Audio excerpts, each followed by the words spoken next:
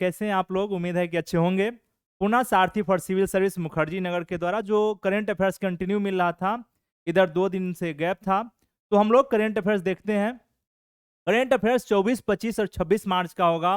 3 दिन का current affairs आपको पुनः मिलेगा और उम्मीद है कि आप लोग व्यवस्थित तरीके से इस करंट अफेयर्स का लाभ ले रहे होंगे। तो देखते हैं कि मैं पुनः आपको फिर एक स्टेटमेंट के साथ शुरू करता हूं करंट अफेयर्स का।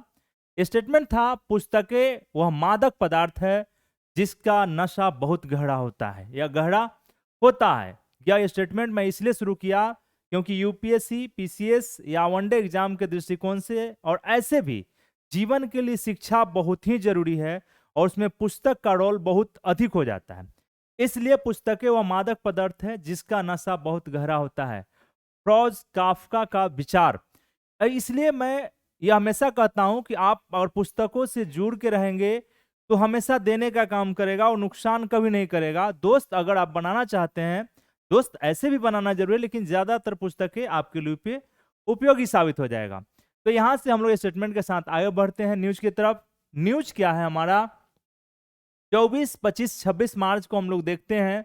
24 मार्च को क्या क्या न्यूज था जो आपके एग्जाम के दृष्टिकोण से उपयोगी है, वह पूरा हम लोगों ने मैंने इसे व्यवस्थित किया है। पहला है कि विनियोग विधेयक एवं अनुदान मांगे। ये आपका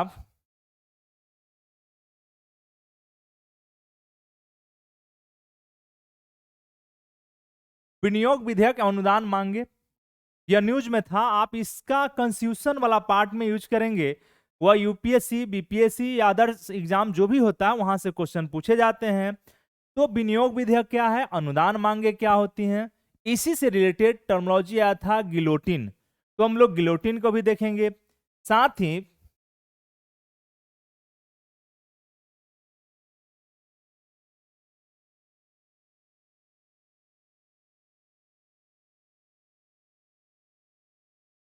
गिलोटिन के साथ साथ उसमें जो आपका आपके एग्जाम के दृष्टिकोण से उपयोगी होता है, संचित निधि का चर्चा था।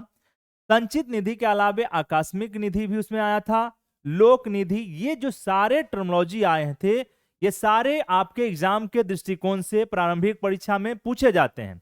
इसलिए मैंने कहा कि सभी को एक व्यवस्थित ऑर्गेनाइज रूप में आपको बता दूं। ठीक है, इतना आपको जानकारी मिल जाएगा। विनियोग विधेयक और अनुदान मांगे। विनियोग विधेयक क्यों पेश किया गया है, क्यों जरूरी पड़ता है, कॉन्स्टिट्यूशनल लाइन है। यहां से एक और मामला चल रहा है, सीबीआई और लोकपाल।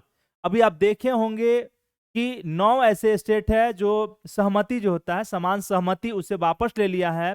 तो जो विशेषज्ञ प्रशासनिक लोक प्रशासनिक मंत्रालय का जो समिति, अस्थायी समिति है, उसने कहा कि इसके कार्यों में सुधार करने की आवश्यकता है। तो सीबीआई और लोकपाल, इससे रिलेटेड मेंस का, क्योंकि लोकपाल के बारे में भी बताया गया है कि अभी तक एक भी भ्रष्टाचार के केस में किसी व्यक्ति को सजा नहीं मिला है। यह भी आपके मेंस के दृष्टिकोण से, प्री के दृष्टिकोण से काफी उपयोगी हो जाता है। यहीं पे आपको एक चीज और हम बता देंगे, प्रशासनिक सुधार आयोग। प्रशासनिक सुधार आयोग जो 66 में बना था, उससे बारे में भी चर्चा था। तो वहां से हम आपको ट्रेडिशन पक्ष को बता देंगे कि वह भी आपके एग्जाम में काम कर जाएगा, किसी भी एग्जाम में। अगला न्यूज था, फिर चल रहा है चुनाव आयोग और आयुक्तों की नियुक्ति। यह न्यूज में बना हुआ है, इसका मतलब है कि मेंस में भी यह क्वेश्चन पूछे जाएंगे। इतना मान के चलना है कि जो लगातार न्यूज में बना हुआ है उसका पीटी में तो इंपॉर्टेंस होगा ही, मेंस के एग्जाम में भी उपयोगी हो जाएगा। अगला था सतलुज यमुना लिंक नहर विवाद। ये न्यूज मैं तत्काल पंजाब हरियाणा का लिख दिया हूं, लेकिन आपका काम रहेगा कि अन्य राज्यों के बीच में जो नदी जल विवाद है उसको थोड़ा सा आप देखते चलेंगे। तो वहां से अगर कोई भी स्टेटमेंट पूछा जाएगा तो आप आसानी से क्वेश्चन को सॉर्ट आउट कर लेंगे। एक था अजय बंगा, अमेरिका, इन्हें क्या है, अजय बंगा जो भारतीय मूल के हैं, विश्व बैंक का अध्यक्ष नियुक्त करने की घोषणा कर रखा है। तो यह भी भारत आए हुए हैं, तो यह भी चर्चा जानकारी आपको होना चाहिए, क्योंकि विश्व बैंक बहुत बड़ी विश्व स्तर के वित्तीय संगठन है। ये अगला न्यूज था डबल टेकर सड़क। यह जो है सड़क के बारे में कि आपके परिवहन मंत्री नितिन गडकरी साहब गए हुए थे कि देश का पहला होगा, इसलिए जानना जरूरी है। अगला था प्रशासनिक सुधार आयोग, हमने चर्चा किया है कि इसके बारे में जानकारी मिल जाएगा। यह न्यूज टोटल आपका जो है यह न्यूज आपके 24 मार्च का न्यूज था। इतना हम लोग देखेंगे जो आपके एग्जाम और सिलेबस के अकॉर्डिंग टू था। अगला हमारा 25 मार्च का न्यूज है। 25 मार्च में आप लोग देखे होंगे कि न्यूज़पेपर में राहुल गांधी जी की सदस्यता समाप्त हो गई है। तो सदस्यता क्यों समाप्त हो गई? एक, संविधान में कहां प्रोविजन दिया गया है, कौन सा प्रोविजन है? लिली थॉमस केस में सुप्रीम कोर्ट ने कैसे निर्णय दिया, उसी को आधार बना के क्या है कि अगर किसी व्यक्ति को कोई भी निचली अदालत से लेकर ऊपरी अदालत तक 2 साल की सजा विधायक या सांसद को मिलता है तो उनकी सदस्यता तत्काल समाप्त हो जाती है। तो यह न्यूज आपको काफी जानने के पीटी, मेंस, इंटरव्यू तीनों दृष्टिकोण से उपयोगी हो जाता है। अगला हमारा जो न्यूज था, टाइगर प्रोजेक्ट। टाइगर प्रोजेक्ट ने क्या किया है कि 50 वर्ष पूरा किया है। तो आपको पता है कि टाइगर प्रोजेक्ट की कब शुरुआत हो गई थी? 1973 में। और इसके साथ साथ एक और देखेंगे, एलिफेंट प्रोजेक्ट, एलिफेंट, वह भी 30 वर्ष पूरा किया है। तो उसके बारे में न्यूज था। और 1992 में प्रोजेक्ट एलिफेंट की शुरुआत हुई थी। यह भी दोनों न्यूज आपको यहां मिल जाएगा। अगला न्यूज था फसल बीमा योजना। फसल बीमा योजना आपको पता ही होगा कि 2016 में प्राइम मिनिस्टर साहब के द्वारा इसको शुरू किया गया था। और इसमें था प्रीमियम कि खरीफ फसल के लिए, रबी फसल के लिए और बागवानी फसलों के लिए प्रीमियम निर्धारित किया गया था और उसी के आधार पर किसानों को लाभ मिल रहा था। तो इसी के बारे में न्यूज था। तो फसल बीमा योजना जानेंगे। एक और न्यूज था, पटना, इलाहाबाद और छत्तीसगढ़ के हाई कोर्ट के मुख्य न्यायाधीश, नए मुख्य न्यायाधीश बनाए गए हैं। तो यह भी न्यूज आपके चर्चा में था 25 मार्च को। बढ़ते हम लोग अगली तरफ की और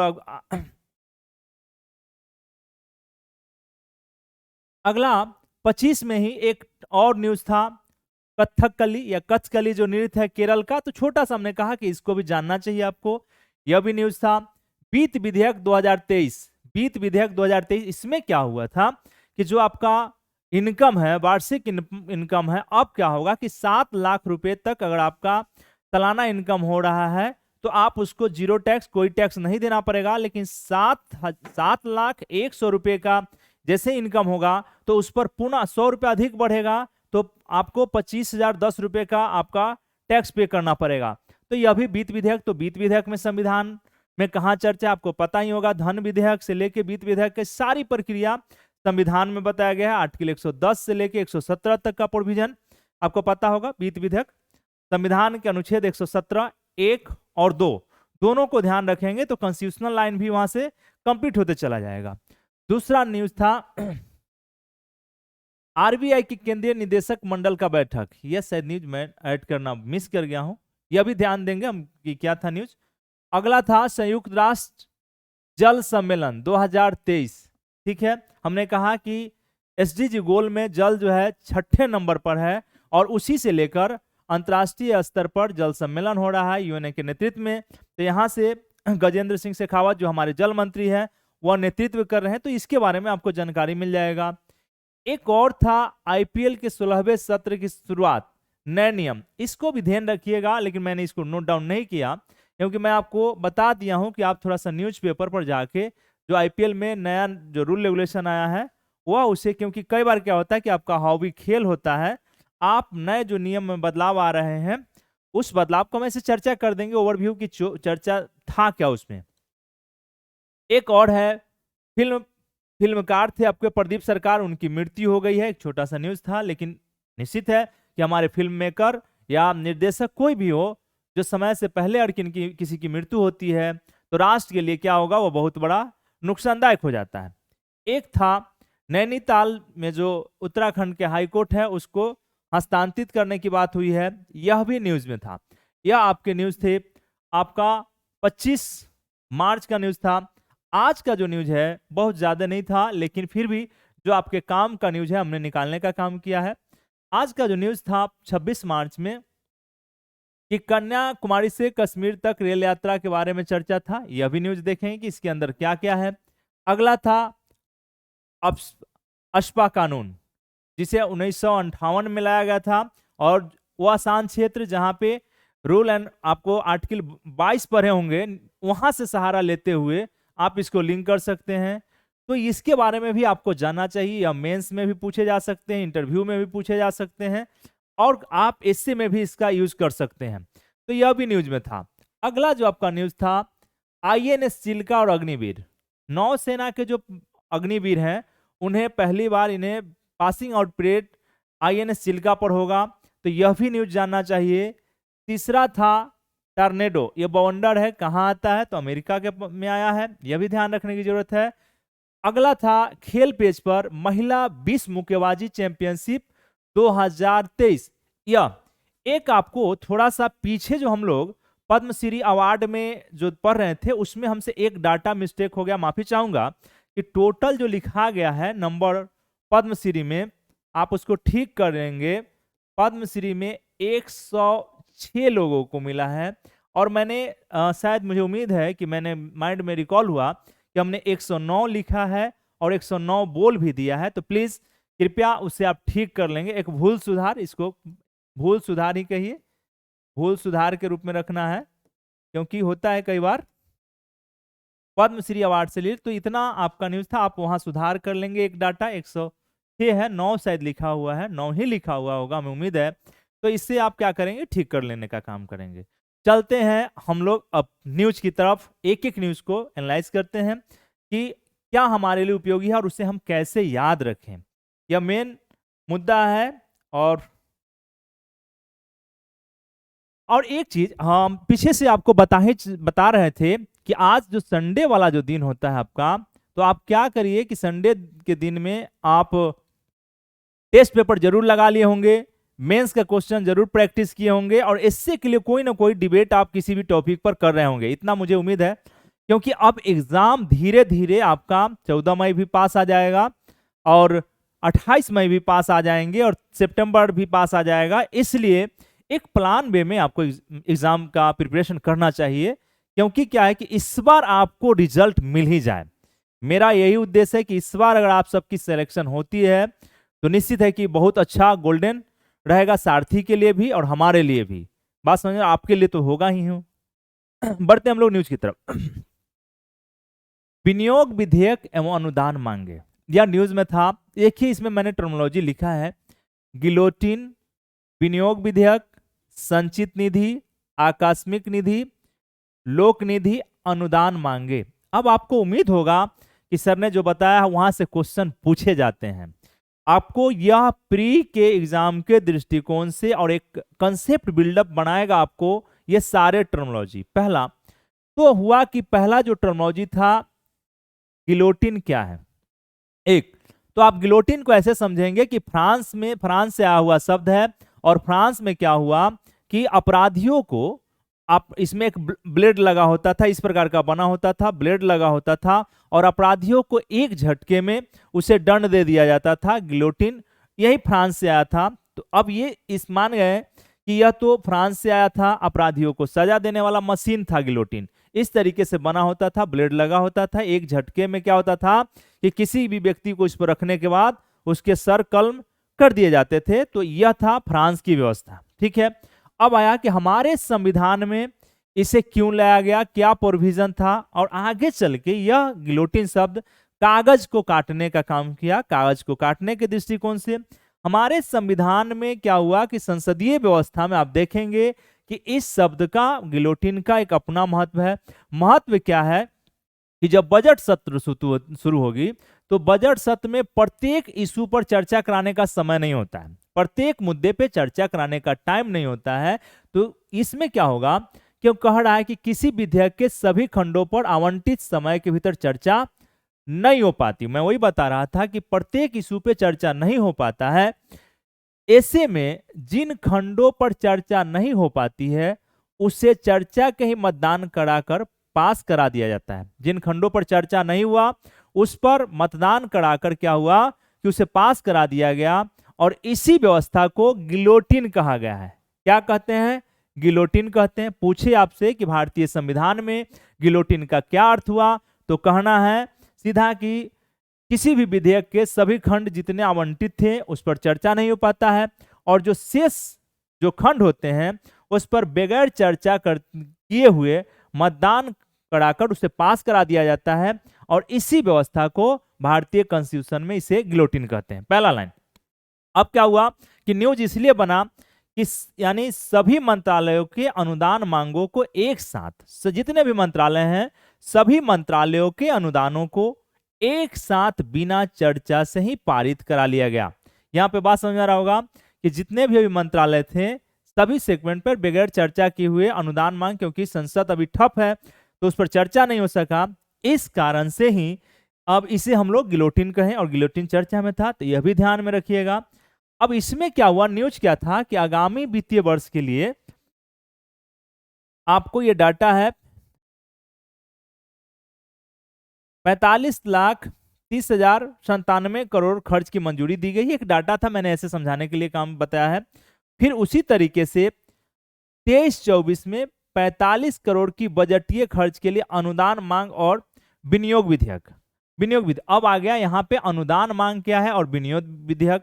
देखिए दो चीज होता है, एक तो जैसे मान लीजिए कि बजट 23-24 के लिए है तो इस साल के लिए कितने खर्च होंगे यह भी इसमें चर्चा होता है, और अगला जो होगा उसका भी चर्चा हो जाता है बजटीय व्यवस्था में। तो आप देखेंगे कि बजट जो पारित होता है एक जटिल प्रक्रिया से होकर गुजरती है। बजट बनाने की जो प्रक्रिया से लेके पास कराने तक की जो प्रक्रिया है जटिल प्रक्रिया है। अच्छा, इस बीच में देश को खर्च की आवश्यकता होगी कि नहीं होगी, इसलिए विनियोग विधेयक को पास कराना जरूरी होता है।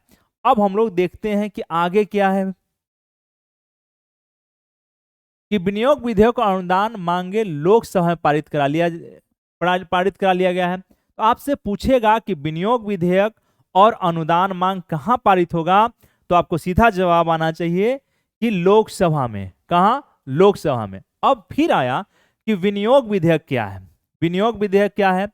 तो विनियोग विधेयक ऐसे समझाना है कि जो संचित निधि होता है उसमें से धन निकालना, संचित निधि से धन निकालना। आपका विनियोग विधेयक का चर्चा संविधान के अनुच्छेद 114 में दिया गया है। पहला लाइन कि संविधान के अनुच्छेद 114 में विनियोग विधेयक का चर्चा है। दूसरा कि सरकार द्वारा इसमें होता क्या है कि क्या कहेंगे, किसे कहेंगे विनियोग विधेयक, कि सरकार द्वारा संचित निधि, जो संचित निधि क्या है कि संसद द्वारा ही बनाया जाता है और संसद के अधीन होता है। बगैर संसद की स्वीकृति से संचित निधि से आप धन नहीं निकाल सकते हैं। पार्लियामेंट्री सिस्टम है और संचित निधि केंद्र का भी है और राज्यों का भी है। तो इसमें आर्टिकल 114 विनियोग विधेयक। तो अब विनियोग विधेयक क्या है भाई, कि सरकार द्वारा संचित निधि से रकम निकासी को मंजूरी दिलाने के लिए संसद में प्रस्तुत विधेयक ही विनियोग विधेयक है। बात समझ रहा होगा। सीधा आपको बताना है कि सर संचित निधि से जो धन निकाला जाता है और धन निकालने के लिए, निकासी के लिए जो पार्लियामेंट में विधेयक पेश किया जाता है वही विधेयक जो है संचित निधि है। तो ये आपको ध्यान रखना है कि संचित निधि से धन निकालने के लिए जो विधेयक पेश किया जाता है, रखा जाता है, वह विनियोग विधेयक है। यह भी ध्यान रखिएगा। दूसरा कि संचित निधि, संविधान में आप देखेंगे कि संचित निधि, एक तो विनियोग विधेयक अनुच्छेद 114, दूसरा हुआ कि संविधान के अनुच्छेद 266(1) में संचित निधि कंसोलिडेटेड फंड का गठित करने का प्रावधान किया गया है। तो 266(1) भी रखना है। कोई पूछे कि संचित निधि किस अनुच्छेद में है, तो 266(1) में दिया गया है, गठित करने का बात किया गया है। अब आया कि संचित निधि, ठीक है, यह भारत की सबसे बड़ी निधि है और जितना जो आय होगा भारत सरकार को वह संचित निधि में रखे जाएंगे, ये। और दूसरा कि संचित निधि में बगैर संसद की स्वीकृति से न तो आप धन निकाल सकते हैं और न ही पार्लियामेंट्री सिस्टम में न इसमें धन जमा किया जा सकता है। तो दूसरा लाइन ये भी कि सबसे बड़ी निधि है, बगैर संसद की स्वीकृति के धन इसमें न निकाल सकते हैं, नहीं हम लोग जमा कर सकते हैं। ये दूसरा लाइन आपका कंप्लीट हुआ। तीसरा कि इसमें क्या होता है कि असाधारण मदों को छोड़कर सरकार को जितने राजस्व प्राप्त होंगे सभी संचित निधि में जमा होगा। तो ध्यान रखिएगा, जब आप असाधारण मदों को छोड़कर, अगर स्टेटमेंट ऐसा दे दिया जाए यूपीएससी में कि असाधारण मदों को छोड़कर सरकार की सभी राजस्व जो है एवं व्यय किसका हिस्सा होगा, संचित निधि का होगा, तो आपको सही मानना है, वह स्टेटमेंट क्या होगा, सही हो जाएगा। राज्यों के पास भी अपनी संचित निधि होती है और एक चीज याद रखना है कि संचित निधि पर मतदान नहीं होता है। तो अभी आपको हमने क्या बताया, पूछे कोई व्यक्ति कि संचित निधि क्या होता है, तो पहला प्रोविजन बताना है कि संविधान के अनुच्छेद 266(1) में संचित निधि गठित करने का प्रावधान है, एक। दूसरा कि संसद के हमारे देश में संसद के पास जितना भी पार्लियामेंट्री सिस्टम है, आप देखेंगे कि जितना सरकार को रेवेन्यू प्राप्त होगा या व्यय होगा वह सभी संचित निधि में जमा होता है। दूसरा, तीसरा लाइन बताना है कि बगैर संसद की स्वीकृति से संचित निधि से खर्च नहीं कर सकते हैं। चौथा लाइन आपको बताना है कि असाधारण मदों को छोड़कर जितना आय व्यय होगा सब संचित निधि में होगा। पांचवा, कि राज्यों का भी अपना संचित निधि होता है। छठा लाइन बताइएगा कि इस पर मतदान नहीं होता है, मतदान नहीं होता है। ये आपको इतनी जानकारी संचित निधि के बारे में होना ही चाहिए। यहां तक बात समझ में आ गया होगा। बढ़ते हैं हम अगले इसी से जुड़ा हुआ अगले न्यूज की तरफ। संचित निधि पर भारित व्यय में कौन कौन आता है? अब आया कि 9 ऐसे कंटेंट है जिसको आप याद रखेंगे तो संचित निधि पे भारित व्यय का पता चल जाएगा। एक, कि राष्ट्रपति के सभी खर्चे, राष्ट्रपति से रिलेटेड जितने खर्च होंगे वह भारित किस पर होगा? संचित निधि से। दूसरा, उपराष्ट्रपति, लोकसभा अध्यक्ष, उपाध्यक्ष, सभापति के वेतन, पेंशन, भत्ते, ये सब किस पर भारित होगा? संचित निधि पर।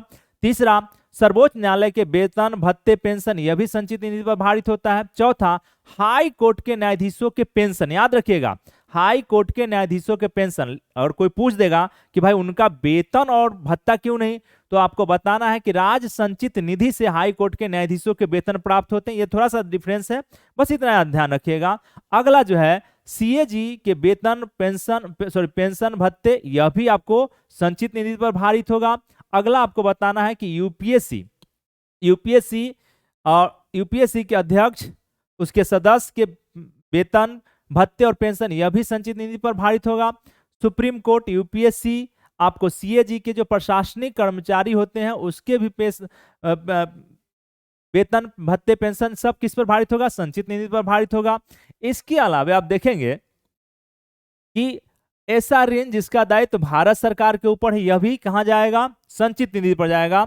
किसी न्यायालय का निर्णय, डिक्री की तुष्टि के लिए भी उपेक्षित राशियां और संसद द्वारा बनाए गए कोई अन्य विधि के माध्यम से, ये सारा जो मदे हैं यह किस पर भारित होंगे? संचित निधि से। इसलिए आप देखते होंगे कि न्यायपालिका जो है वह स्वतंत्र होकर काम करती, कि उन्हें चिंता नहीं कि हमको समय पर पेंशन, भत्ता या मानदेय मिलेगा कि नहीं मिलेगा, और स्वतंत्र इससे निर्भीक रहते हैं। तो यह भी क्योंकि इसमें बगैर संसद की स्वीकृति से कोई खर्च नहीं कर सकता है। तो यहां तक की बात हमने आपको समझाया संचित निधि पर भारित व्यय। संचित निधि क्या है, इस पर भारित व्यय कैसे, संविधान में कहां चर्चा है, कैसे विनियोग विधेयक के माध्यम से संचित निधि से आपको राशि का निकालना होता है, यह चीज हमने आपको समझाने का काम किया। बढ़ते हैं हम लोग, अब इसके जस्ट आगे लिखा हुआ है आपका आकस्मिक निधि। आकस्मिक निधि, तो इसका चर्चा संविधान के अनुच्छेद 267 में पूछेगा कि आकस्मिक निधि का चर्चा कहां है, तो संविधान के अनुच्छेद 267 में दिया गया है। और इसमें क्या है कि इसका गठन भी संसद के द्वारा किया जाएगा, और इसमें पैसा निकालने के लिए संसद की इजाजत की आवश्यकता नहीं होती है। बस सीधा बताना है कि आकस्मिक निधि में पैसा निकालने के लिए, पहला लाइन कि संविधान के अनुच्छेद 267 में चर्चा है, एक लाइन। दूसरा, संसद द्वारा गठित किया जाता है। तीसरा लाइन आप बता सकती हैं कि इसमें पैसा निकालने के लिए संसद की स्वीकृति की आवश्यकता नहीं होती है। यह निधि कार्यपालिका या सरकार के अधीन होती है। अब जब चाहिएगा उसमें से, जब नीड हुआ आकस्मिक निधि से आप पैसा निकाल सकते हैं। तो यह आपको आकस्मिक निधि के बारे में जानकारी मिल गया। अगले जो हमारा इसी से रिलेटेड डाटा है वह है लोक निधि, पब्लिक फंड। अब आपका आया पब्लिक फंड क्या है भाई, तो संविधान के अनुच्छेद बताना है कि 266(2) में चर्चा है। पहला लाइन कि संविधान के पब्लिक फंड के बारे में कोई पूछे या लोक निधि के बारे में पूछे आपसे, तो सीधा जवाब होना चाहिए कि संविधान के अनुच्छेद 266 में चर्चा है, पहला लाइन। दूसरा, इसमें क्या होता है कि भारत सरकार द्वारा एकत्रीकरण से प्राप्त, भारत सरकार जितना एकत्रित टैक्स प्राप्त कर रहा है या उगाहे गए ऋण के अलावा जितना टैक्स मिल रहा है भारत सरकार को या एकत्रित किए हुए ऋण है के अलावा एकत्र जो अगला जो टैक्स है भारत की लोक निधि कहलाता है। पूछे आपसे कि लोक निधि किससे बनेगा, तो बताना है कि इसका पहला लाइन बताइएगा कि भारत के संविधान के अनुच्छेद 266(2) में चर्चा है, एक लाइन। दूसरा, कि भारत सरकार को जितना भारत सरकार अपने मदे में टैक्स इकट्ठा करता है उसी से मिलाकर लोक निधि बनता है। दूसरा लाइन आप समझाइएगा। तीसरा कि कर्मचारी भविष्य निधि को भारत के लोक निधि में जमा की जाती है। देखिए बहुत बड़ा लाइन है कि कर्मचारी भविष्य निधि की जितनी राशि है वह लोक निधि में जमा किया जाता है। यह तीसरा लाइन भी याद रखिएगा। यह निधि कार्यपालिका के अधीन है। तो यह भी क्लियर हो गया होगा। लोक निधि में 3-4 जो डाटा जो आपके काम का था उसको हमने बताने का काम किया। अब आते हैं और जो अगला जो न्यूज था आपको अनुदान मांगे, यह भी ध्यान रखिएगा। तो अब इसमें अनुदान मांगे जो लोकसभा में ही पेश होगी, तो यह ध्यान रखना है कि संविधान में कहां चर्चा किया गया। तो पहला कि भारत के संविधान के अनुच्छेद 113 ध्यान रखिएगा, कहता है कि भारत के समेकित कोष से व्यय का अनुमान वार्षिक विवरण में शामिल होता है, जिससे लोकसभा में मतदान की आवश्यकता होती है और अनुदान की मांग के रूप में प्रस्तुत किया जाता है। तो अनुदान मांग जो क्या है कि आपको कहां से जोड़ना है, तो संविधान के अनुच्छेद 113 से जोड़ के बताना है कि इसी में चर्चा है। चर्चा क्या है कि समेकित कोष जो आपका कोष है से व्यय का अनुमान वार्षिक विवरण, जो बजट में 112 में चर्चा है, अनुच्छेद 12 में चर्चा है, जिसमें लोकसभा के मतदान की आवश्यकता होगी और अनुदान के मांग के रूप में प्रस्तुत किया जाएगा। अनुदान मांग के रूप में, इसका अलग अलग मांग होता है, अनुदान मांग का के रूप में प्रस्तुत किया जाएगा। यह भी आपको ध्यान रखने की जरूरत है। अब यहां कहा गया है कि अनुदान की मांगों को वार्षिक वित्तीय विवरण के साथ लोकसभा में प्रस्तुत किया जाता है। यह भी लाइन आपके एग्जाम में पूछे जा सकते हैं। लिख देगा सीधा सीधा कि अनुदान की मांगों को वार्षिक वित्तीय विवरण के साथ लोकसभा में प्रस्तुत किया जाता है। तो सीधा कहना है कि यह सही, यह स्टेटमेंट क्या है, सही दिया गया है। यहां तक के बात समझ। इस तरह के स्टेटमेंट यूपी पीसीएस और यूपीएससी में ही पूछे जाएंगे। बिहार भी कुछ अब तथ्यात्मक चीजों को, कंसेप्ट को पूछना शुरू कर दिया है। तो ये सारे चीजों को क्या करिए कि आप एक कॉपी पे लिखते भी चलेंगे। अगर कोई चीज मान लिया जाए कि डाउट आपको बहुत बड़े स्तर पर हो रहा है, तो मैंने पहले भी कहा कि मेरा नंबर 9818438352 है। आप इवनिंग में 8 बजे के बाद कभी भी फोन करके आप समझ सकते हैं कि सर यह उस दिन जो आपने टर्मिनोलॉजी बताया है, क्योंकि समय यहाँ मर्यादा होता है हर चीजों का, टाइम का, क्योंकि अब लंबा समय हो जाएगा तो आपको लगेगा कि नहीं मजा नहीं आ रहा है सुनने में। और जो भी काम किया जा रहा है सब एग्जाम के दृष्टिकोण से हम करा रहे हैं आपको। तो अब यहां तक का हमने क्लियर किया। अब बढ़ते हैं अगला न्यूज की तरफ। क्या है आपका न्यूज? अब न्यूज आया कि सीबीआई, दूसरा न्यूज है सीबीआई और लोकपाल संसदीय समिति। संसदीय समिति अस्थायी समिति है, लोक शिकायत मंत्रालय के द्वारा जो गठित अस्थायी समिति है, उसने बताया है कि किस प्रकार से सीबीआई और लोकपाल के कार्यों और शक्तियों को नए तरीके से परिभाषित करने की आवश्यकता है। तो इस पर हमने पहले मेंस का एक क्वेश्चन बनाया। क्या है मेंस का क्वेश्चन, देखते हैं इस मेंस के क्वेश्चन को। कि केंद्रीय जांच एजेंसियां सीबीआई और लोकपाल के कार्यों और शक्तियों का चर्चा करते हुए इसमें होने वाले सुधारों को समझाइए। 15 मार्क्स का क्वेश्चन है कि सीबीआई और लोकपाल जो है उसके कार्यों और शक्तियों को चर्चा करते हुए आप उसमें जो सुधार होने की गुंजाइश है उसको बताइए या समझाने का काम करें। यह 15 नंबर का है, आप इसका अभ्यास करेंगे, पहला क्वेश्चन। अब आते हैं सीबीआई। तो पहली बात है कि सीबीआई जो केंद्रीय जांच एजेंसी है, इसकी स्थापना आपको दिखाई पड़ेगा कि 1963 में हुआ था, 63 में हुई। और यह क्या हुआ कि 63 में हुई और इसे दिल्ली विशेष पुलिस स्थापना एक्ट, इसे दिल्ली विशेष पुलिस स्थापना एक्ट DSPE के तहत संचालित होता है। कोई पूछे आपसे कि सीबीआई क्या है, तो सीबीआई के बारे में बताया है केंद्रीय जांच एजेंसी है, पहला लाइन। इसकी स्थापना 1963 में हुई। तीसरा बताना है कि दिल्ली विशेष पुलिस स्थापना एक्ट DSPE के द्वारा संचालित होता है, तीसरा बताइएगा। दूसरा लाइन, इसमें एक और लाइन जोड़ दीजिएगा कि जो DSPE था इस एक्ट को लाने के पीछे मोटिव क्या था कि जब द्वितीय विश्व युद्ध हो रहा था 39 से 45 के बीच में, तो भारत जो उस समय की ब्रिटिश भारत सरकार थी, उसने देखा कि कई प्रकार के आपूर्ति खरीद एवं आपूर्ति से जुड़े हुए घुसखोरी और भ्रष्टाचार हो रहे थे। इसी को जांचने के लिए दिल्ली विशेष पुलिस स्थापना एक्ट द्वारा पारित करके इस काम को आगे बढ़ाया गया था। तो यह भी ध्यान रखिएगा, तीसरा पॉइंट। अब आया कि यही कह रहा है कि भ्रष्टाचार के मामलों की जांच करने के लिए 1941 में गठित विशेष पुलिस के कामकाज को रेगुलेशन करने के लिए बनाया गया था। वही बात हम जो अभी अब चर्चा कर रहे थे कि उसी को रेगुलेशन करने के लिए बनाया गया था, डीएसपीई को बनाया गया था। लेकिन इसी से आगे चल के इसी को विशेष प्रोविजन में लाते हुए 1963 में सीबीआई की स्थापना कर दी गई। यहां तक अब संसदीय समिति ने कहा है कि डीएसपीई एक्ट के प्रावधानों के मुताबिक सीबीआई क्या करेगी, कोई भी जांच अगर करती है तो जांच करने से पहले उसको राज्यों की सहमति, राज्य सरकार की सहमति लेना आवश्यक है। अगला लाइन यही कह रहा है कि राज्य सरकारों की सहमति लेनी पड़ती है। अब क्या हुआ कि समान सहमति 9 राज्यों ने क्या किया कि अभी वर्तमान में आप दिखाई पड़ेगा कि 9 राज्यों ने समान सहमति को वापस ले लिया है। तो इसके अगर माने कि जांच कैसे करेगा जब समान सहमति वापस ही ले लिया है, और सीबीआई किसी भी स्टेट में जाएगी तो पहले राज्यों की स्वीकृति क्या है, आवश्यक हो जाता है। यहां तक बात समझ आ रहा होगा। इस राज्यों में देखेंगे सहमति वापस लेने वाले राज्यों में तो छत्तीसगढ़, झारखंड, केरल, मेघालय, मिजोरम, पंजाब, राजस्थान, तेलंगाना और बंगाल है। इन राज्यों ने समान सहमति वापस ले लिया है। अब वहां पे सीबीआई जांच पड़ताल नहीं कर सकती है। यहां तक बात समझ आ रहा होगा।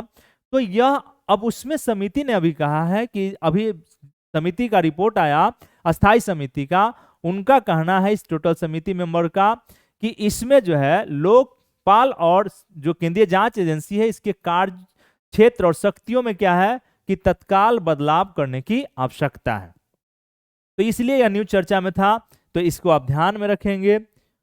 अब संसदीय समिति द्वारा कहा गया है कि केंद्रीय जांच एजेंसी को संचालित करने वाले वर्तमान कानून की कई सीमाएं हैं और उसकी स्थिति, कार्यों और शक्तियों को परिभाषित करने के लिए नए कानून की आवश्यकता। वही बात हम आपको समझा रहे थे कि अभी बोला जा रहा है समिति के द्वारा कि इसमें सुधार करने के लिए नए कानून की आवश्यकता है।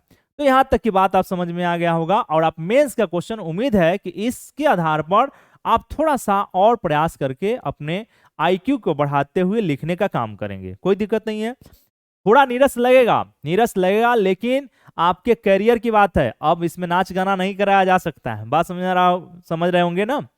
अब आया लोकपाल संसदीय समिति। जो लोकपाल संसदीय समिति, लोकपाल को लेकर जो संसदीय समिति का विचार आया है उससे रिलेटेड पहले हमने मेंस का क्वेश्चन लिखा। मेंस का क्वेश्चन है लोकपाल के कार्यों और शक्तियों को स्पष्ट करें। इसमें किस प्रकार की सुधार की आवश्यकता है, इसमें किस प्रकार की सुधार की आवश्यकता है लोकपाल के दृष्टिकोण से। तो यह भी आपके मेंस के लिए उपयोगी हो जाता है। आप इसमें लिखने का काम करें, कोई दिक्कत नहीं है। पहला है कि अब इसमें क्या हुआ कि 2013 में दिखाई पड़ेगा कि लोकपाल और लोकायुक्त एक्ट पारित किया गया था। तो ध्यान रखिएगा, पहला स्टेटमेंट, कोई पूछे कि लोकपाल लोकायुक्त एक्ट कब पारित किया गया तो 2013 में पारित किया गया, पहला स्टेटमेंट। दूसरा कि मार्च 19 में जो तत्कालिक राष्ट्रपति रामनाथ कोविंद जी थे उन्होंने क्या किए कि देश के पहले पिनाकी चंद्र घोष, आपको अगला जो स्टेटमेंट होना चाहिए पहला कि 13 में लोकपाल और लोकायुक्त विधेयक पारित किया गया था। दूसरा कि 2019 में तत्कालिक राष्ट्रपति रामनाथ कोविंद जी ने देश के पहले लोकपाल जिनका नाम था पिनाकी चंद्र घोष को नियुक्त करने का काम किया। तो यह भी ध्यान रखिएगा, कोई पूछ दे कि देश में पहले लोकपाल कौन बने तो पिनाकी चंद्र घोष कब बने तो 2019 में बने। यह दूसरा स्टेटमेंट, बात समझ में आ रहा होगा। तीसरा जो स्टेटमेंट था कि कार्मिक लोक शिकायत से जुड़े संसद की अस्थाई समिति जो है इसने कहा, इनका कहना है कि अभी तक जो लोकपाल है एक भी ऐसे भ्रष्टाचार के केस में किसी व्यक्ति पर मुकदमा नहीं चला पाया है। सोचिए कि जब से गठित हुआ 13 के बाद 19 में आ गए पिनाकी चंद्र घोष, वहां से लेकर 2023 तक, अभी तक 22 तक क्या हुआ, 22-23 तक कि एक भी व्यक्ति पर भ्रष्टाचार का मुकदमा नहीं चला पाया गया। तो इसलिए अब सोचिए कि कितनी बड़ी बात है कि भ्रष्टाचार से रिलेटेड एक संगठन का निर्माण किया गया और वह संगठन किसी भी व्यक्ति को आज तक मुकदमा नहीं चला पाया, तो इसके कोई मतलब नहीं रह जाता है। इसलिए इसके कार्य और दायित्वों में या इसके शक्तियों में सुधार की आवश्यकता बनती है। यहां तक अब एक चीज और है कि उसमें और स्टेटमेंट आया कि भारत G20 भ्रष्टाचार के रिलेटेड जो भ्रष्टाचार विरोधी कार्य समूह का नेतृत्व कर रहा है। यह भी ध्यान रखिएगा कि G20 में भ्रष्टाचार कार्य समूह का नेतृत्व अभी भारत कर रहा है, क्योंकि घोष अभी किसके देश के पास है, भारत के पास है। तो यह न्यूज आपको मेंस में आपके लिए उपयोगी हो जाएगा, इसलिए हमने इसको रखा था कि लोकपाल, कोई दिक्कत नहीं। अब आते हैं, एक और टर्मिनोलॉजी है प्रशासनिक सुधार आयोग। तो पहली बात बताना है कि प्रशासनिक सुधार आयोग की स्थापना कब हुई, तो 5 जनवरी 1966। यहां पे ध्यान रखिएगा 5 जनवरी 1966। इसके प्रथम अध्यक्ष कौन थे, तो सीधा सीधा जवाब देना है कि इसके प्रथम अध्यक्ष मोरारजी देसाई साहब थे। दूसरा, इसमें 4 मेंबर थे, 4 मेंबर थे, तो यह भी नाम पूछा गया है, कई बार इसके मेंबर का नाम पूछे गए हैं, तो यह भी ध्यान रखिएगा कौन कौन थे। हनुमंतया साहब थे, हरिश्चंद्र माथुर साहब थे, GS पाठक और HB कामत, यह 4 लोग सदस्य थे। इसमें 4 लोग कौन कौन, तो ध्यान रखना है कि पहला हनुमंतया, हरिश्चंद्र माथुर, तीसरा GS पाठक और HB कामत, यह 4 लोग मेंबर के रूप में थे। इसके जो सचिव बनाए गए थे श्री B शंकर को बनाए गए थे। किसको बनाए गए थे, श्री B शंकर को बनाए गए थे। आगे चल के क्या हुआ कि 17 मार्च 1967 को मोरारजी देसाई साहब ने क्या किए कि अध्यक्ष पद से इस्तीफा दे दिए। क्यों दे दिए भाई, इस्तीफा देने का मूल कारण थे कि उस समय उन्होंने उप प्रधानमंत्री के पद पर आसीन हुए थे, इसलिए इस्तीफा दिए थे। और आज उनके बाद क्या हुआ कि इस्तीफा देने के बाद, जब इनके इस्तीफा देने के बाद के हनुमंतया को इसका अध्यक्ष या सभापति बनाया गया था। तो यह भी ध्यान रखिएगा। तो यह सारे डाटा आपको प्रशासनिक सुधार आयोग से जुड़ा हुआ था, और मुझे उम्मीद है कि यह डाटा आपके एग्जाम के दृष्टिकोण से कारगर साबित होगा। बढ़ते हैं हम लोग अगले न्यूज की तरफ, देखते हैं कि अगला न्यूज क्या है। अब है स्मार्ट सिटी मिशन। यह न्यूज क्यों में आया भाई, कि हम लोग का सपना है कि बेहतर सिटी हमारा बने, बेहतर साफ सुथरा, पानी का उत्तम व्यवस्था होना चाहिए, गंदगी नहीं होनी चाहिए, शिक्षा, मनोरंजन, सब तरह का हॉस्पिटलाइज सारी व्यवस्था एक सिटी में दिखाई पड़ना चाहिए। अब क्या हुआ कि इसे स्मार्ट सिटी मिशन को 25 जून आपको दिखाई पड़ेगा 2015 को शुरू किया गया था, इसकी शुरुआत हो गई। तो एक डाटा था 25 जून 2015। दूसरा उद्देश्य क्या था कि 100 स्मार्ट सिटी का निर्माण करना, 100 शहरों को स्मार्ट शहरों में बदलना। उद्देश्य था 100 शहरों को स्मार्ट शहरों में बदलना। अब आपके मन में आया कि क्या सर, अभी जो है 100 शहर स्मार्ट शहर में तब्दील हो गया, तो बताना है कि नहीं, ऐसे मतलब मात्र 32 सिटी है जो स्मार्ट सिटी मिशन को फॉलो कर रहा है। 32 मतलब 68 ऐसे सिटी हैं जो काफी पीछे चल रहे हैं। 68 ऐसे देश के सिटी हैं जो काफी पीछे चल रहे हैं, बात समझ आ रहा होगा। कुछ तो ऐसे सिटी हैं जो अभी 10% भी प्रगति नहीं किए हैं। तो 10% भी प्रगति न करने वाले शहर में आप देखेंगे तो बिहार के मुजफ्फरपुर, भागलपुर, पटना, रांची इत्यादि है।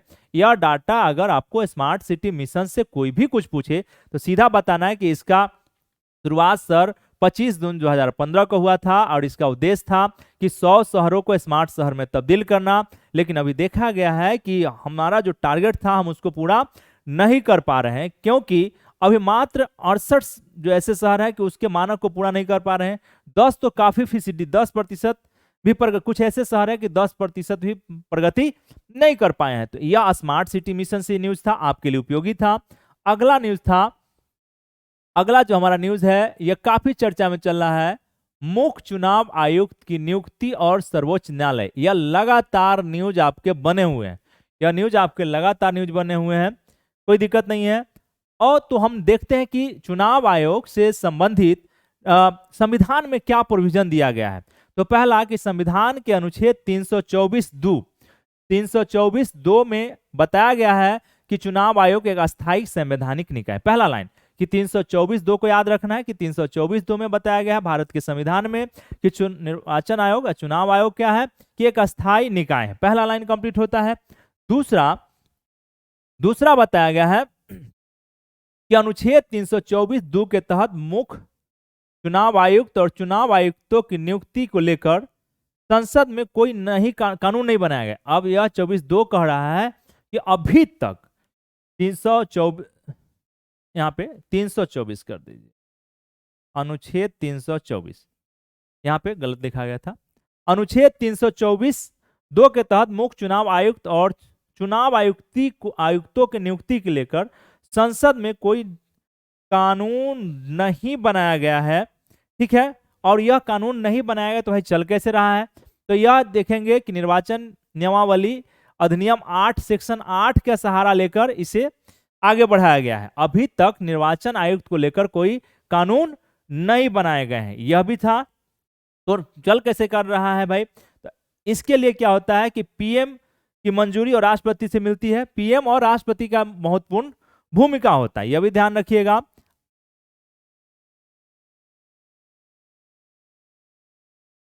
अब फिर आगे बढ़ते हैं, इसी से रिलेटेड जो आपका न्यूज था कि संविधान के अनुच्छेद 324 2 के तहत इसके अनुरूप कानून बनाने तक मुख्य चुनाव आयुक्तों की नियुक्ति। अब आया कि पहले जो है नियुक्ति में राष्ट्रपति और प्रधानमंत्री की भूमिका होता था, लेकिन सुप्रीम कोर्ट ने कहा है कि जब तक 324 2 में नए कानून संसद नहीं बना लेती है तब तक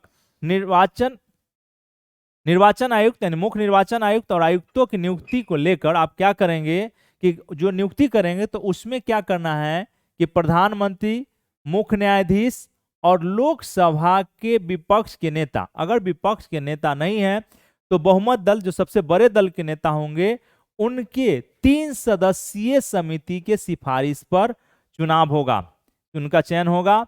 तो यह भी ध्यान रखने की जरूरी है। अगला कि संविधान के अनुच्छेद 302 के अनुसार चुनाव आयोग में मुख्य चुनाव आयोग के साथ कई चुनाव आयुक्त होते हैं, ये आपको पता ही है, कोई दिक्कत नहीं है। इसका निर्धारण कौन करेगा?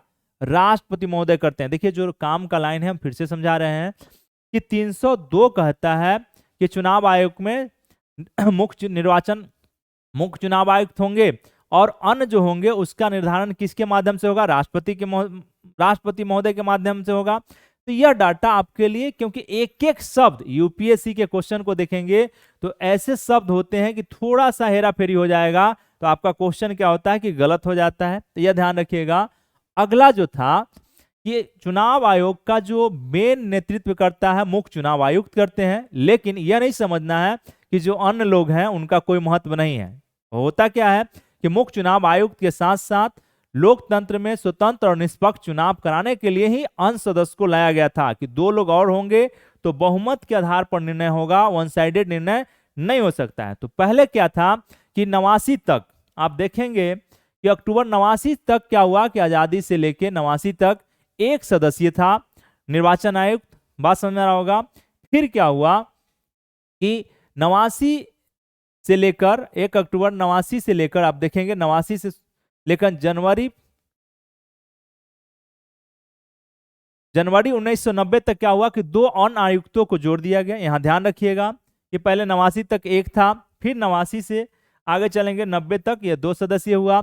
फिर 90 से लेके 92-93 तक क्या हुआ कि 1 अक्टूबर 93 से पहले तक एक सदस्यीय हो गया और पुनः यह आपको 1 अक्टूबर 1993 से 2 अन्य आयुक्तों की व्यवस्था कर दी गई। अब यहाँ पे आप सोचिए कि अभी जो मामला क्यों आया, यह निर्वाचन आयोग में यह मामला निर्वाचन आयुक्तों की नियुक्ति को लेकर सर्वोच्च न्यायालय को गाइडलाइन क्यों करना पड़ा? तो पहला कि 324 2 का जो मामला है वही मेन मामला है, क्योंकि पहले राष्ट्रपति प्रधानमंत्री के माध्यम से निर्वाचन आयुक्त की नियुक्ति हो रहा था, लेकिन अब सुप्रीम कोर्ट ने कहा कि जब तक आप कानून का निर्माण नहीं कर देते हैं नियुक्ति प्रक्रिया को लेकर तब तक आपको मेरे गाइडलाइन के हिसाब से मुख्य निर्वाचन आयुक्त को नियुक्त करना होगा। इसलिए यह मुद्दा चर्चा में है, बात समझ में आ रहा होगा। अब इस पर हमने एक क्वेश्चन मेंस का दिया है। जो मेंस का क्वेश्चन क्या है आप इसको देखते चलेंगे कि निर्वाचन आयोग की स्वतंत्रता बने रहने से लोकतंत्र की स्वतंत्रता बची रहती है। इस कथन को ध्यान में रखकर निर्वाचन आयुक्त के कार्यों एवं शक्तियों को स्पष्ट करें। 15 नंबर पर लिख सकते हैं, 12 नंबर पर लिख सकते हैं और 10 नंबर पर लिख सकते हैं। निर्वाचन आयोग की स्वतंत्रता बने रहने से लोकतंत्र की स्वतंत्रता बची रहती है, यह स्टेटमेंट हो गया। इस कथन को ध्यान में रखकर निर्वाचन आयुक्त के कार्यों एवं शक्तियों को स्पष्ट करें। ये आपको 15 नंबर, 12 नंबर या 10 नंबर पर आप लिख सकते हैं। इस न्यूज का आंसर लिख सकते हैं, कोई दिक्कत नहीं है। आप आसानी से उम्मीद करूंगा कि लिख लेंगे। यहां तक क्लियर हो गया है, कोई परेशानी नहीं किसी को। अब बढ़ते हैं सतलुज यमुना लिंक नहर। सतलुज यमुना लिंक नहर, तो आपको बताना है कि यह विवाद क्यों, न्यूज में क्यों आया। तो पहला लाइन बताइएगा कि सर पंजाब और हरियाणा के बीच विवाद का कारण बना है, एक। दूसरा, सुप्रीम कोर्ट ने कहा कि इस विवाद के समाधान के लिए केंद्र सरकार को मध्यस्थता करना चाहिए और समस्या का सॉर्ट आउट कर लेना चाहिए। दूसरा लाइन याद रखिएगा, इसीलिए मध्यस्थता को लेकर ही जनहित याचिका था, इस पर यह मुद्दा बन गया। तो दूसरा लाइन कि सरकार को आदेश है सुप्रीम कोर्ट के कि मध्यस्थता करके इस प्रॉब्लम को सॉर्ट आउट कर दिया जाए, दूसरा। तीसरा कि 2002 में क्या हुआ था कि हरियाणा के पक्ष में ही सुप्रीम कोर्ट ने फैसला सुनाया था और फैसला देते हुए पंजाब को कहा कि SYL कैनाल बनाने का आदेश दिया था कि एक आप कैनाल या SYL नहर बनाने का काम करें। तो क्या हुआ कि काम का स्टार्ट तो पंजाब ने किया, लेकिन उस काम को फिर बीच में 83 में शुरू किया था, लेकिन फिर क्या हुआ कि उसको बंद कर दिया गया। जबकि दूसरी तरफ हरियाणा ने क्या किया कि उस कैनाल को कंप्लीट करने का काम किया। तीसरा कि SYL नहर में क्या होगा, रावी और ब्यास नदियों के जल के उपयोग को निर्देश दिया गया है कि कौन कितना जल का उपयोग करेगा। इसलिए यह जो आपका न्यूज था सतलुज यमुना लिंक नहर, इसलिए मैंने इसको कहा कि नहीं, आपके कहीं ना कहीं सिलेबस से यह मिलता हुआ न्यूज है, इसलिए आपको जानने की आवश्यकता है। बढ़ते हैं हम लोग अगले न्यूज की तरफ। अजय बंगा हमने जस्ट कहा था अभी पीछे कि अमेरिका द्वारा विश्व बैंक के अध्यक्ष के रूप में नामित है। अमेरिका विश्व बैंक के अध्यक्ष के रूप में अजय बंगा को नामित किया है। ये भारतीय मूल के हैं और अभी भारत आए हुए, इसलिए अजय बंगा साहब को याद रखने की आवश्यकता है। यह भी न्यूज आपके लिए उपयोगी था, वर्ल्ड बैंक से रिलेटेड था। अगला जो न्यूज है कि झारखंड में बन रहा है डबल टेकर सड़क। यह आपको डबल टेकर सड़क के बारे में आपको झारखंड में, तो यह भी न्यूज आपके लिए उपयोगी है।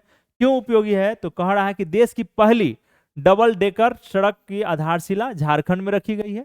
तो पूछिए आपसे कि यह स्टेटमेंट आ सकता है कि डबल डेकर सड़क की आधारशिला कहां रखी गई है, तो झारखंड में रखी गई, पहला स्टेटमेंट। दूसरा, इस परियोजना में वाराणसी रांची इकोनॉमिक कॉरिडोर और रायपुर धनबाद इकोनॉमिक कॉरिडोर शामिल है। दूसरा जो स्टेटमेंट इसलिए उपयोगी हो गया कि जो डबल डेकर सड़क का जो निर्माण किया जा रहा है झारखंड में, इसमें आधारशिला जो रखा गया देश की पहली है, पहला।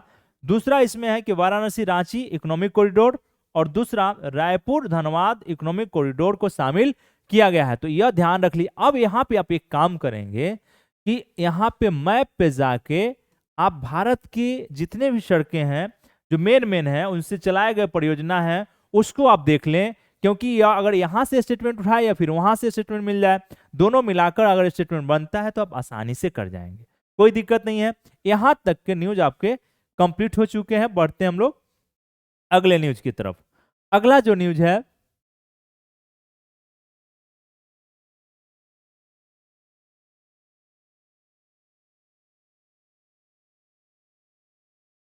हाँ, अब हम लोग पढ़ते हैं 25 मार्च 2023 की न्यूज की तरफ। हमारा जो पहला न्यूज था कि राहुल गांधी जी की संसद की सदस्यता समाप्त कर दी गई है, तो क्यों हुआ, अब ये कैसे हुआ, क्या हो सकता है, इस पर हम लोग बात करते हैं। पहला कि सूरत की निचली अदालत जो है मानहानि के मामले में 2 वर्ष की सजा सुनाई है और जैसी सजा सुनाया गया उसी तरीके से जो लोकसभा अध्यक्ष हैं ओम बिरला साहब ने उससे स्वीकृति मिली और स्वीकृति मिलने के बाद ही क्या हुआ कि केंद्रीय सचिवालय के द्वारा अधिसूचना जारी करके यह बता दिया गया कि सांसद जो राहुल गांधी जी सांसद हैं उनकी सदस्यता समाप्त की जा रही है। पहला लाइन एक। दूसरा कि 23 मार्च को, कितने तारीख को हुआ है, 23 मार्च को सदस्यता समाप्त की गई है। तो 23 मार्च मैंने डेट लिखा, कई बार क्या होगा कि आपको डेट तक पूछे जाते हैं इसलिए मैंने लिखा। और तीसरा लाइन था कि केरल के वायनाड सीट से सांसद थे, केरल के वायनाड सीट से सांसद थे, यह भी याद रखिएगा। अब चौथा जो लाइन है कि आखिर कैसे, किस आधार पर इनकी संसदीय व्यवस्था इनकी सांसद की सदस्यता समाप्त की गई है। तो इसके लिए हमारे संविधान में जो प्रोविजन है, जैसा कि अधिसूचना बता रहा है कि संविधान के अनुच्छेद 102(1)(e) के साथ साथ, एक तो यह हुआ कि संविधान के अनुच्छेद 102(1)(e) के साथ साथ जन प्रतिनिधि कानून 1951 के सेक्शन 8 के प्रावधान के तहत सदस्यता समाप्त की गई। अगर आपसे पूछ दिया जाए कि कॉन्स्टिट्यूशनल लाइन में कि राहुल गांधी जी की सदस्यता कैसे समाप्त हुई है, तो आपको बताना है कि देखिए सर, एक तो मानहानि का मामला था, लेकिन न्यायपालिका ने क्या किया होगा, अनुच्छेद का सहारा लिया होगा। तो हमारा अनुच्छेद क्या है कि 102(1)(e) और दूसरी तरफ जनप्रतिनिधित्व कानून 1951 के सेक्शन 8 के सहारा लेकर ही इनकी सदस्यता समाप्त हुई। एक यह लाइन याद रखिएगा। दूसरा जो अगला लाइन है कि जैसे सदस्यता इनकी चली गई है, तो सदस्यता कैसे चली गई, क्योंकि सुप्रीम कोर्ट ने क्या किया था कि 10 जुलाई 2013 का एक केस का निर्णय था, लिली थॉमस बनाम भारत संघ। सुप्रीम कोर्ट ने निर्णय देते हुए लिली थॉमस बनाम भारत संघ केस 2013 10 जुलाई 2013 में निर्णय दिया गया था कि कोई भी सांसद या विधायक अगर किसी मामले में 2 वर्ष से अधिक का सजा पाते हैं तो उनकी सदस्यता तत्काल समाप्त हो जाएगी। यही मामला था कि राहुल गांधी जी की सदस्यता चली गई है। कारण क्या है कि निचली अदालत ने, जो गुजरात की निचली अदालत है, इनको मानहानि के मामले में 2 वर्ष की सजा सुनाई और पहले से सुप्रीम कोर्ट ने 13 में ही जजमेंट दिया था लिली थॉमस केस में कि भाई जैसे ही अगर 2 साल या अधिक की सजा मिलेगी तो उनकी सदस्यता क्या होगी, समाप्त हो जाएगी। यह भी ध्यान रखिएगा। इसी को लेकर आप देखेंगे कि उस समय कई भ्रष्टाचार से रिलेटेड मामला चल रहे थे और उनको बचाने के लिए एक अध्यादेश लाया गया था, जिस अध्यादेश को क्या किया गया था कि राहुल गांधी जी ने यह कहा कि राजनीतिक दुर्भावना से लाया गया है और उन्हें उस अध्यादेश को उन्होंने फाड़ने का काम किया था। शायद अगर वह अध्यादेश पारित हो जाती तो तत्काल इनकी सदस्यता नहीं जाता राहुल गांधी जी को, जैसा कि अभी न्यूज में चर्चा बना हुआ है। तो यह जानकारी, एक सांसद के ऊपर इस तरह का अगर चीज हो रहा है तो यह सारा जानकारी आपके पास होना चाहिए, क्योंकि यह कॉन्स्टिट्यूशनल एरिया है और डे टू जो देश के प्रति संवैधानिक दायरे में जो घटना हो रही है उसकी जानकारी आपको होना चाहिए। और यह कहीं ना कहीं आपके विषय से, आपके सब्जेक्ट से, जीएस से, मेंस से, इंटरव्यू से, प्री से जुड़ा हुआ है। इसलिए मैंने इस न्यूज को आपके समक्ष रखने का काम किया। अगला हमारा जो न्यूज है टाइगर प्रोजेक्ट के 50 वर्ष। अब टाइगर प्रोजेक्ट जो है, तो अब ये 50 वर्ष कब हो रहा है, तो ध्यान रखना है कि 9 से 11 अप्रैल के बीच में मैसूर में क्या होगा कि टाइगर प्रोजेक्ट के 50 वर्ष पूरा होने के कारण उस समय प्रधानमंत्री उसी उपलक्ष्य में भाग लेंगे। पीएम 50 वर्ष पूरा होने के उपलक्ष्य में क्या करेंगे कि मैसूर में भाग लेने का काम करेंगे, पहला स्टेटमेंट। दूसरा, हमने कहा कि वर्ष 1973 में टाइगर प्रोजेक्ट की शुरुआत हुई थी, तो यह भी ध्यान रखिएगा। दूसरा डाटा है वर्ष 1973 जिसमें टाइगर प्रोजेक्ट की शुरुआत हुई थी, दूसरा आपका डाटा है। तीसरा जो डाटा है कि 7 से 8 अप्रैल के बीच 2023, 7 और 8 अप्रैल 2023 को क्या होगा कि असम में काजीरंगा में एक आयोजन समारोह होगा, जिसमें क्या होगा कि इसमें एलिफेंट प्रोजेक्ट को लेकर समारोह मनाया जाएगा और इसमें राष्ट्रपति महोदय भाग लेंगी। दूसरा जो हमारा न्यूज था कि एलिफेंट प्रोजेक्ट का 30 वर्ष पूरा होने के कारण असम के काजीरंगा में एक समारोह का आयोजन होगा, जिसमें हमारे प्रथम गार्जियन, जो मेन गार्जियन है द्रौपदी मुर्मू साहिबा, वह उपस्थित रहेंगी। 30 साल हम लोगों को प्रोजेक्ट एलिफेंट का पूरा हो रहा है और हम लोगों ने या भारत सरकार ने क्या किया कि 1992 में प्रोजेक्ट एलिफेंट को शुरू की थी। यह देख लीजिएगा 1992। एक डाटा आपको यह भी याद रखने की आवश्यकता है, जो इतना डाटा था। और एक काम आप यूपीएससी से रिलेटेड क्या करेंगे कि जो यूपीएससी दे रहे हैं इस साल छोटे एग्जाम, यूपी पीसीएस बिहार, इस समय तो मिलेगा ही मिलेगा इससे डाटा, लेकिन क्या करेंगे कि इससे रिलेटेड जितने मैप बेस्ड आप काम करिए कि जितना अभ्यारण्य है टाइगर प्रोजेक्ट से, कहां कहां टाइगर रिजर्व क्षेत्र है, कितने टाइगर रिजर्व क्षेत्र हैं, ये सारे जानकारी जो है सारे जानकारी आप क्या करें कि एक साथ इकट्ठा कर लेने का काम करेंगे, तो यहां से आपका डाटा मिल जाएगा, कोई दिक्कत नहीं है। अगला न्यूज था प्रधानमंत्री फसल बीमा योजना। प्रधानमंत्री फसल बीमा, यह भी जानना चाहिए अगर मान लिया जाए कि पीटी में पूछ दिया जाए, इंटरव्यू में पूछ दिया जाए, क्योंकि अब मैंने पीछे भी कहा है कि किसानों के लिए बहुत बड़ा प्रोग्राम भारत सरकार और राज्य की सरकार अपने अपने स्तर पर कर रही है, क्योंकि किसान समृद्ध जब तक नहीं होंगे तब तक देश समृद्ध नहीं हो सकता है। तो हमारा जो अगला है कि इसकी शुरुआत कब हुई, पहला फसल बीमा योजना क्यों, तो 18 फरवरी 2016। एक उद्देश्य था इसका, प्रधानमंत्री फसल बीमा योजना का उद्देश्य था कि जो प्राकृतिक आपदाएं बार बार आती है उससे किसानों को राहत दिलाना और आपदाओं के कारण जो हानि होगा उसकी पूर्ति के लिए प्रीमियम का भुगतान देकर एक सीमा तक क्या करना है कि आपदा को कम करना। तो प्रीमियम निर्धारित किया गया था।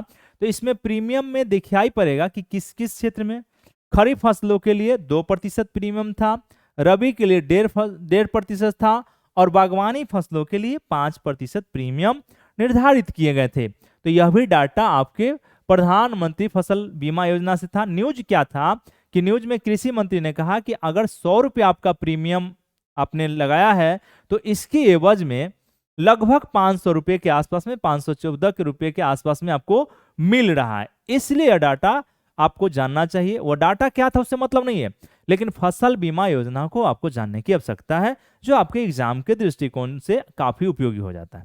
यहां तक बात समझ में आ गया होगा। अगला जो न्यूज है आपका, अगले न्यूज की तरफ चलते हैं। इलाहाबाद, पटना, छत्तीसगढ़ के नए मुख्य न्यायाधीश, ये हमारा ये भी जानना चाहिए, नए मुख्य न्यायाधीश। अब इलाहाबाद में ही क्या हुआ है कि इलाहाबाद के मुख्य न्यायाधीश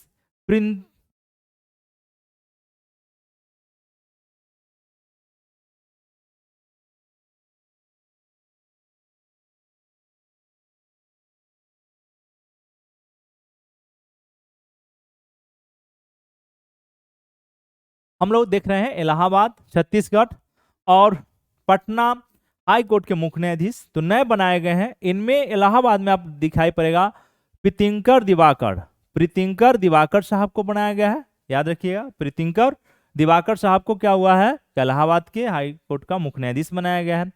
दूसरा रामा सिन्हा, दूसरा व्यक्ति है रामा सिन्हा, इन्हें छत्तीसगढ़ के हाई कोर्ट का मुख्य न्यायाधीश बनाया गया है। तीसरा जो हमने कहा कि केरल के वरिष्ठ न्यायाधीश थे के विनोद चंद्रन, क्या नाम है, के विनोद चंद्रन, जिन्हें पटना हाईकोर्ट के मुख्य न्यायाधीश बनाए गए। तो कोई पूछ दे, या तीनों देख लीजिएगा, प्रीतिंकर दिवाकर इलाहाबाद हाईकोर्ट के मुख्य न्यायाधीश, प्रीतिंकर दिवाकर को याद रखिएगा, रामा सिन्हा को छत्तीसगढ़ और के विनोद चंद्रन को पटना हाईकोर्ट के मुख्य न्यायाधीश बनाए गए। तो यह भी आपके एग्जाम के लिए, एग्जाम के दृष्टिकोण से उपयोगी था, इसलिए मैंने इसको रखने का काम किया। अगला जो न्यूज था, एक आप एस्से में, जैसे मान लिया जाए कि बिहार का एस्से से रिलेटेड आप लिख रहे हैं या फिर मेंस लिख रहे हैं, तो एक शिवहर जिला की हरनाही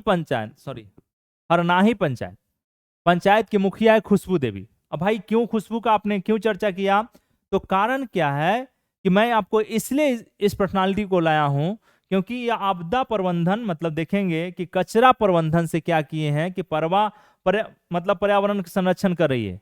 कचरा प्रबंधन के माध्यम से जितने कचरा है उसको एक व्यवस्थित तरीके से ऑर्गेनाइज वे में, मतलब उसको निपटारा करने का काम करा रही हैं, इसलिए यह न्यूज में चर्चा थी। तो आप अपने आंसर को कोट करने के लिए शिवहर जिला के हरनाही मुखिया जो है, मुखिया खुशबू देवी का चर्चा कर सकते हैं। कचरा प्रबंधन के दृष्टिकोण से पर्यावरण के लिए अनुकूल काम कर रही हैं, तो यह पर्यावरण संरक्षण के लिए काम कर रही हैं, इसलिए खुशबू का नाम याद रखने की आवश्यकता था, जो मुखिया है हमारी।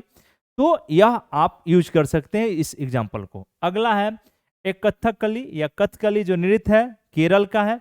यह भी एक फैक्चुअल डाटा था, इसलिए मैंने कहा कि एक लाइन का है, लेकिन कई बार आप क्या करते हैं कि छोटे छोटे डाटा को ध्यान नहीं देते हैं, जिसका कारण से कई बार हमारा क्वेश्चन क्या होता है, गलत हो जाता है। तो ये आपको यहां तक का न्यूज था। अगले न्यूज की तरफ हम लोग बढ़ते हैं। अगला जो हमारा न्यूज है,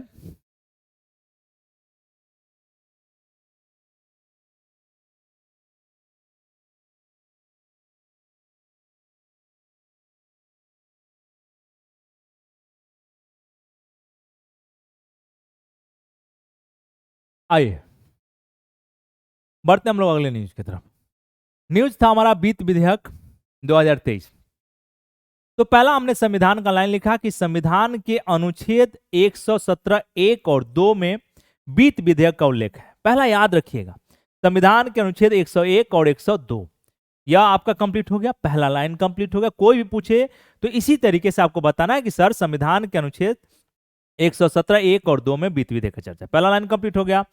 राष्ट्रपति इस वित्त विधेयक को पेश करने के लिए राष्ट्रपति की सहमति की आवश्यकता होती है। दूसरा लाइन बताना है। तीसरा बताना है कि जब इसको क्या है कि वित्त विधेयक जो इसमें दो डायमेंशन होते हैं, आपको पता होगा आगे, धन विधेयक एक संविधान के अनुच्छेद 110, तो वैसा विधेयक जिसे क्या होता है कि लोकसभा अध्यक्ष के द्वारा या फिक्स किया जाता है या प्रमाणित कर दिया जाता है या मोहर लगाया जाता है, उसे ही केवल धन विधेयक माना जाता है। बात समझ आ रहा होगा।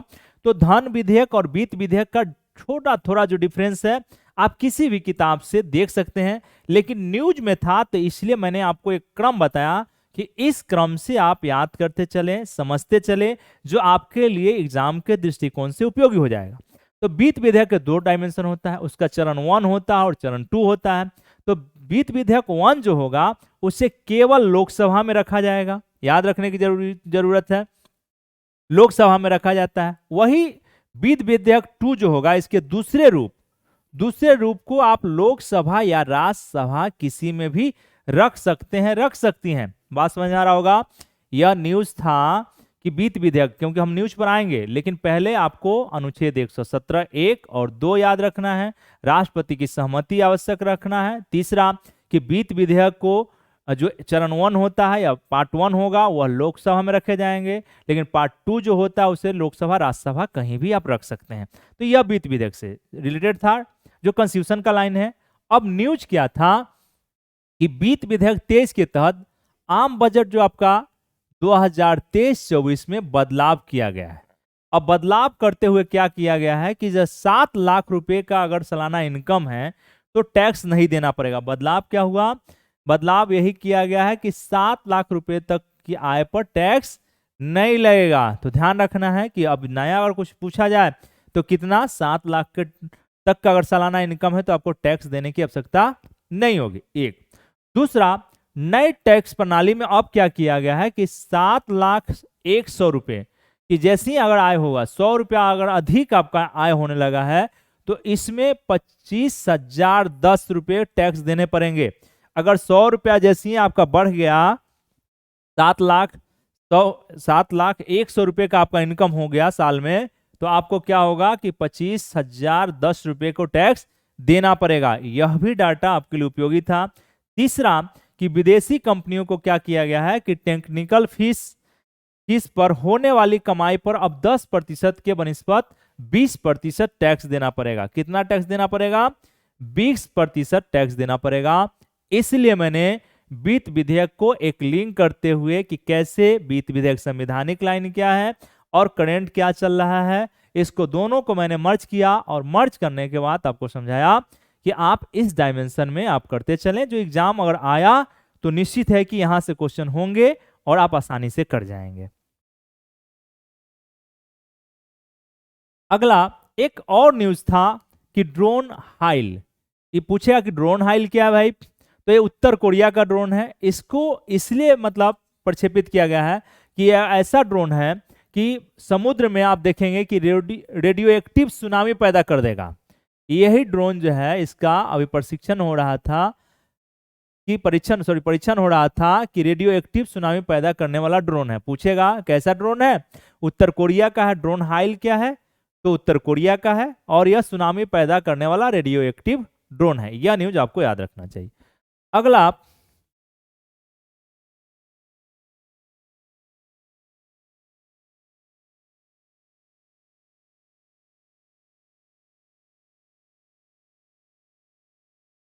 जो है संयुक्त राष्ट्र जल सम्मेलन 2023। संयुक्त राष्ट्र जल सम्मेलन 2023, इस सम्मेलन में क्या हुआ है कि भारत की जो एक परियोजना है नमामि गंगे, उसकी प्रशंसा की गई है। पहला। दूसरा जो इसमें लाइन था कि 2023 के जल सम्मेलन के शेरपा एवं नीदरलैंड के अंतर्राष्ट्रीय जल मामले के विशेषज्ञ दूत थे हेंक ओविक। क्या नाम है इनका? हेंक ओविक ने कहा कि गंगा भारतीय समाज की मेन प्रतिष्ठा है। गंगा नदी के बारे में बताया गया कि भारतीय समाज की मेन प्रतिष्ठा है। बता कौन रहे हैं? कि जल मामले के विशेषज्ञ और नीदरलैंड के जो व्यक्ति हैं हेंक ओविक, उन्होंने कहा कि गंगा भारतीय समाज की प्रतिष्ठा है। तो हेंक ओविक का भी नाम आपको याद होना चाहिए। तीसरा कि जो संयुक्त राष्ट्र जल सम्मेलन हो रहा है इसका आयोजक है ताजिकिस्तान और नीदरलैंड। पूछेगा कि आयोजक कौन है, तो ध्यान रखना है संयुक्त राष्ट्र संघ जल सम्मेलन के आयोजक है आपको ताजिकिस्तान और नीदरलैंड, दोनों देश का नाम याद रखिएगा। तीसरा हमने कहा कि जलवायु सुरक्षा सतत विकास लक्ष्य 6 का है। मुद्दा कितना है कि जलवायु सुरक्षा, जलवायु कौन है, जल सुरक्षा जो है, जल सुरक्षा आपके सतत विकास एसडीजी गोल 6ठे नंबर पर रखा गया है, तो यह भी ध्यान रखिएगा। हमने कहा कि जल शक्ति मंत्री हमारे गजेंद्र सिंह शेखावत हैं, उन्होंने ही यूएनओ में जाकर इस जल सम्मेलन का नेतृत्व करने का काम किया है, तो यह भी ध्यान रखने की आवश्यकता है। गजेंद्र सिंह शेखावत साहब को भी याद रखिएगा। एक और लाइन था कि संयुक्त राष्ट्र संघ महासभा के अध्यक्ष, कोई पूछ दे कि कौन है, तो सबा कुरैशी, क्या नाम है उनका, संयुक्त राष्ट्र संघ महासभा के अध्यक्ष का सबा कुरैशी, यह याद रखिएगा। तो इतना तथ्य जो है हमने आपको संयुक्त राष्ट्र संघ रिलेटेड जो जल सम्मेलन हुआ है उससे रिलेटेड हमने आपको प्रोवाइड कराया। बढ़ते हैं हम लोग अगले न्यूज की तरफ। छोटा सा न्यूज था लेकिन न्यूज आपके लिए उपयोगी है। कौन सा न्यूज, पूरे भारत का न्यूज है, तो कहीं से भी पूछे जा सकते हैं कि नैनीताल हाई कोर्ट को हल्द्वानी हस्तांतरित किया जाएगा। पूछेगा कि नए जगह में नैनीताल जो हाई कोर्ट था उसका कहां हस्तांतरण किया जाएगा, तो हल्द्वानी, बस इतना याद रखिएगा। एक और न्यूज था, परिणीता फिल्म के निर्देशक एवं फिल्म मेकर थे प्रदीप सरकार, इनकी मृत्यु हो गई है। तो परिणीता फिल्म के निर्देशक कौन थे या निर्माता कौन थे, प्रदीप सरकार, इनकी हाल में ही मृत्यु हो गई। यह भी डाटा आपको याद रखने की जरूरत है। अब आया कि 26 मार्च का कौन कौन से न्यूज थे। पहला न्यूज था कश्मीर से कन्याकुमारी तक हम लोग ट्रांसपोर्टेशन की बात कर रहे थे, तो इसमें एग्जाम में याद रखने का जो दृष्टिकोण था या फिर काम का जो है आपका, ये अंजी पुल। पूछेगा कि देश का पहला रेलवे केबल पुल का क्या नाम है, अंजी पुल है। क्या नाम है, अंजी पुल है। देश में रेलवे का पहला केबल पुल है ये, ठीक है, पहला स्टेटमेंट कंप्लीट हो गया। दूसरा, जम्मू कश्मीर में चिनाब नदी पर विश्व का सबसे ऊंचे रेलवे के आर्च पुल पर कार्य अंतिम रूप में है।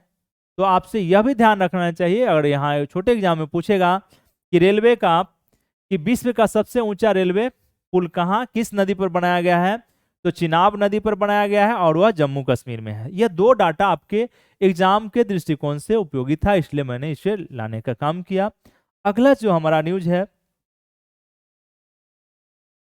अफ्स्पा कानून। अफ्स्पा कानून, अब सशस्त्र बल विशेषाधिकार अधिनियम, इसको देखते हैं कि क्या है। ये आपके मेंस और इंटरव्यू और आपके पर्सनालिटी के दृष्टिकोण से काफी उपयोगी हो जाता है। तो पहला कि इसे सशस्त्र बल विशेषाधिकार अधिनियम को 11 सितंबर 1958 को पारित किया गया था। पहला स्टेटमेंट कंप्लीट हो गया।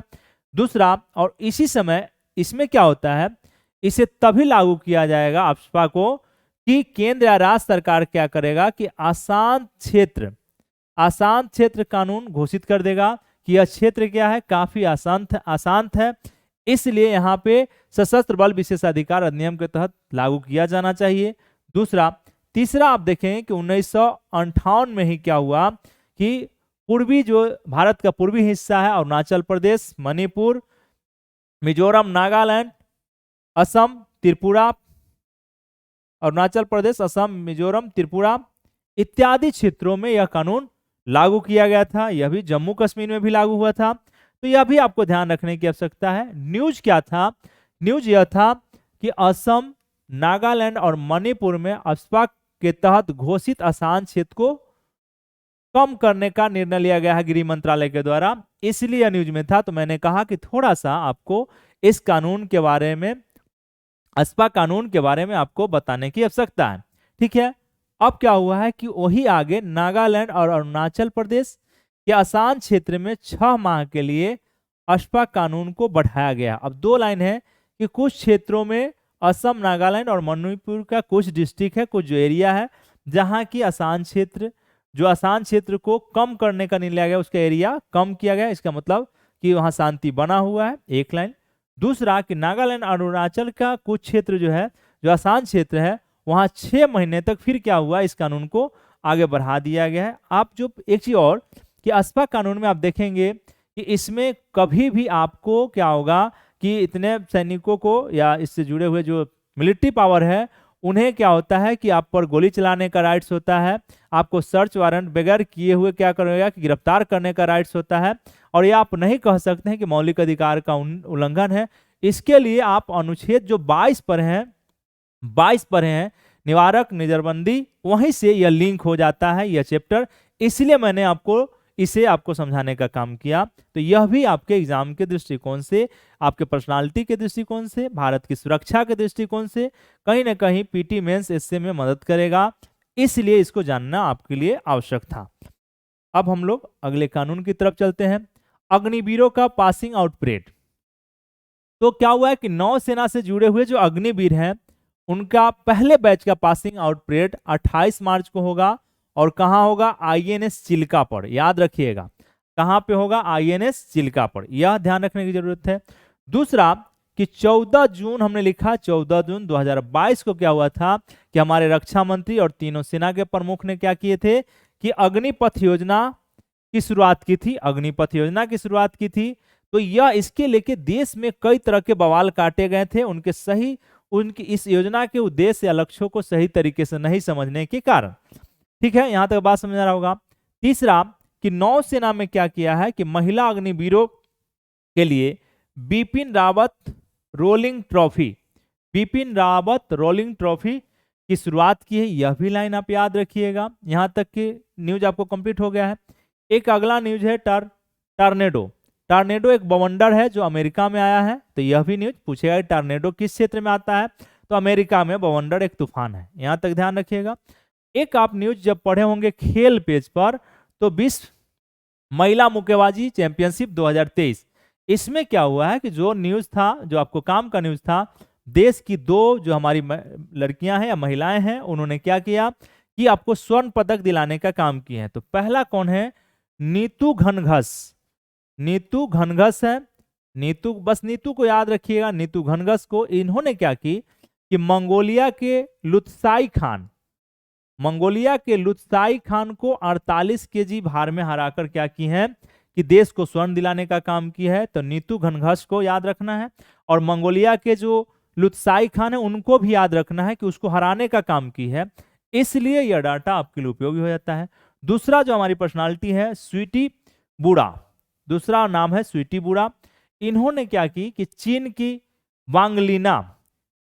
वांगलिना को 81 केजी भार में हराकर स्वर्ण जीतने का काम की, यह भी दोनों न्यूज आपके लिए उपयोगी हो जाता है।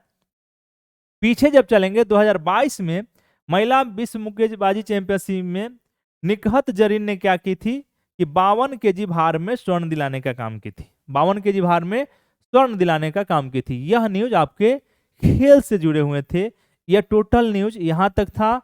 अब हम लोग